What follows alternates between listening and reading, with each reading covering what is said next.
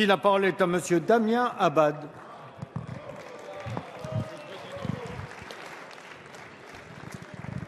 Ma question s'adresse à Madame la ministre de la Culture et de la Communication. Madame la ministre, considérant que vous étiez l'un des rares espoirs de ce gouvernement, permettez-moi de vous dire que je suis déçu comme beaucoup d'entre nous. Une déception à la hauteur des attentes que nous avions personnellement placées en vous après votre nomination au ministère de la Culture. Après l'affaire Modiano ou l'annonce par mégarde du redressement fiscal de Google, cette déception a été renforcée hier matin par l'écoute de votre interview sur France Inter. Je vous cite, « Quand on écoute France Inter, on n'écoute pas RTL ou Europe 1. Il y a une mission spécifique de décryptage de l'information, d'accès à la culture. » Madame la ministre, ces propos nous laissent sans voix. Les grandes radios privées, aux qualités plus que reconnues, apprécieront, tout comme leurs auditeurs. Qu'est-ce que cela signifie? Est-ce que seuls les intellectuels qui écouteraient France Inter auraient droit à une formation décryptée de qualité, quand les pauvres auditeurs de RTL et d'Europe 1 n'auraient droit qu'à un condensé d'informations indigestes? On peut certes défendre le service public, mais cela sans insulter les radios privées. Avec mes collègues du groupe UMP, nous inscrivons en faux face à ce sous-entendu.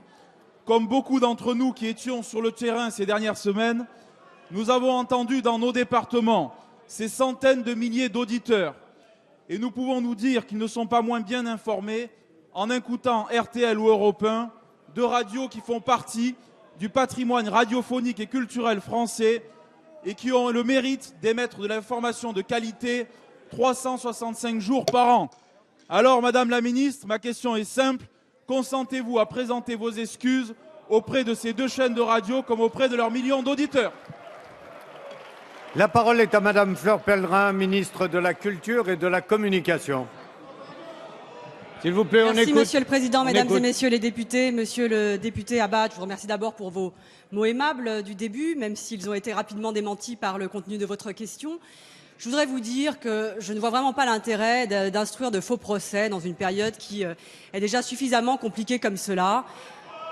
Tous ceux qui ont l'honnêteté intellectuelle d'avoir écouté en entier mes propos savent très bien ce que j'ai voulu dire et je pense qu'ici, personne ne niera qu'il y a une singularité du service public. Je n'ai jamais sous-entendu de considération méprisante à l'égard des radios privées. Je considère que les radios privées ont un rôle dans la diffusion de l'information et le service public a un rôle qui est singulier. Donc moi, ce qui me préoccupe aujourd'hui, surtout, c'est le conflit qui dure depuis très longtemps à Radio France et dont je souhaite que nous puissions sortir, parce que ce conflit, il met bien finalement en lumière quelque chose que vous indiquez, c'est-à-dire que finalement pour vous, la distinction entre le service public et les radios privées n'est pas si évidente que cela, et la façon dont vous n'avez absolument pas géré les réformes qui s'imposaient au service public radiophonique pendant une dizaine d'années, et que met bien en lumière le rapport de la Cour des comptes, apparaît aujourd'hui dans toute sa lumière. Donc moi aujourd'hui, je suis confrontée à une situation où je dois gérer finalement les réformes qui ont été poussées sur le tapis pendant 10 ans par votre majorité.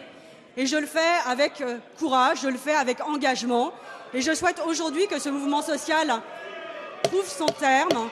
Mais ne comptez pas sur moi pour renoncer pour autant Monsieur Meunier, à mon ambition pour le service public radiophonique et à ma volonté de réforme. Moi, aujourd'hui, je suis complètement concentrée sur un seul objectif, faire en sorte que le dialogue social puisse reprendre à Radio France. Ça a été le cas et je me suis mise en situation de communiquer à la fois au président de Radio France et aux organisations syndicales les éléments d'arbitrage du gouvernement. Et ce que je souhaite aujourd'hui, c'est que les Français qui sont attachés à un service public radiophonique de qualité puissent prochainement retrouver leurs antennes. C'est tout ce qui me préoccupe aujourd'hui.